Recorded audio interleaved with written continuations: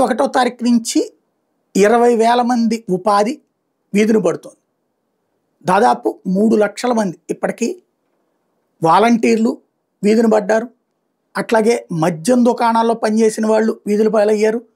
అట్లాగే ఇప్పుడు రేషన్ వెహికల్స్కి సంబంధించినటువంటి వాళ్ళు వాళ్ళ అసిస్టెంట్స్ 20,000 మంది, వీళ్ళు 10,000 మంది, వాళ్ళొక 10,000 మంది. ఇప్పుడు వీళ్ళైతే రోడ్డెక్కి ఉద్యమిస్తున్నారు. రేపు జూన్ 1వ తారీఖు నుంచి వీళ్ళ సేవలు వద్దని తేల్చి చెప్పేసినటువంటి నేపథ్యంలో అదేమంటే వీళ్ళకి ఆ వాహనాన్ని ఫ్రీగా రిజిస్ట్రేషన్ అన్నటువంటి ఒక పేరు పెట్టారు. అదే సందర్భంలో ఆ వాహనదారులందరూ కూడా తాజాగా ఆందోళనకి దిగారు. నిండా మునిగిన మాకు చలేంటి ఉన్న పడంగా రోడ్డుపైకి లాగేశారు, ఫలితం అనుభవిస్తారు.